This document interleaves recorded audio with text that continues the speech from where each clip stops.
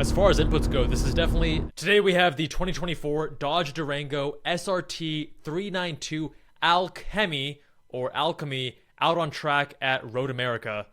This has an MSRP starting at $91,000. It's powered by a 6.4 liter, that's 392 cubic inches, hence the name, V8, making 475 horsepower, 470 pound-feet of torque, mated to a ZF 8-speed automatic transmission.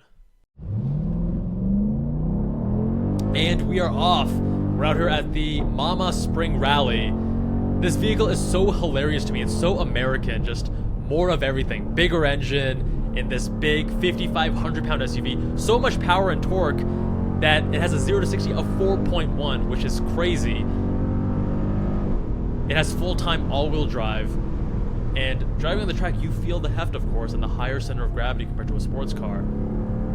Which is why it looks like I'm going really slow, but you can hear the tires screeching because you're at the limit of traction.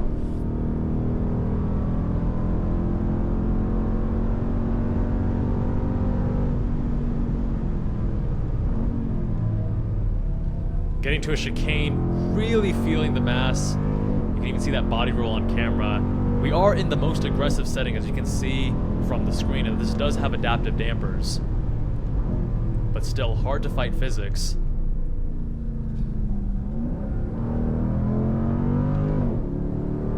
Slightly missing the apex, gonna get a little bit of understeer back there. Going over that blind hill, and this vehicle is extra scary just because of the mass.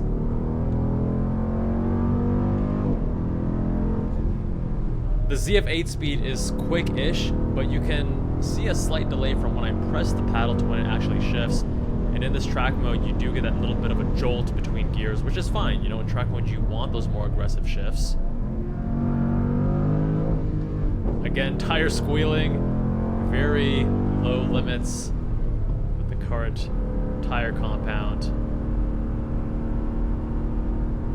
As far as inputs go, this is definitely an SUV first and foremost. The way the brakes, the throttle, and the steering feel, it is more SUV than anything else, and it's more American than anything else. It's just add more, right? It's not about dialing in the refinement or tuning the throttle in a way that it feels supernatural.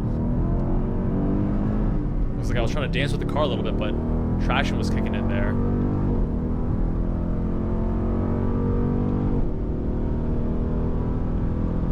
It's always fascinating to me how the culture of a country and a company comes through so visibly through their cars. Another chicane there, taking it nice and gingerly because of this mass.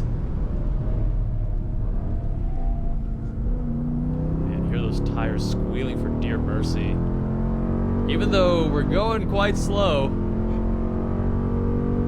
obviously not a vehicle that is designed for track that you as an owner would not want to take to track.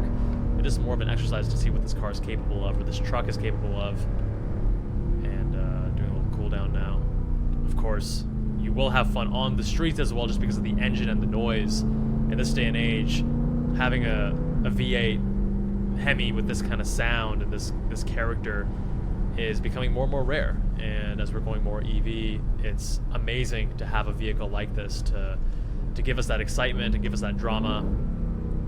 But obviously, this is very much an engine-first kind of vehicle, especially at that price point. You're not going for an incredible luxury or interior design or even build quality, right? You're really just going for the pure American recipe, and you know what that is. And if you like it, then this car has that in spades. But if you want more refinement, you want better ride comfort, you want better build quality, and you know the styling is also very subjective, but then you would look elsewhere.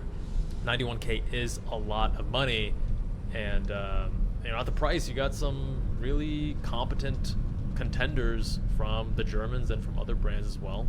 I'm curious to see how Dodge handles the EV transition, because a lot of their brand identity for the last several years has focused around these big V8 engines, making a lot of power, a lot of noise, a lot of drama. And sure, you get power and acceleration with EV, but you don't have the noise and the same level of drama. Styling, I think, is subjective, but they've clearly made this visibly. You can tell this is something special. You got the stripes, you have it's actually a sticker, not a badge, up there by the front wheels. It says 392.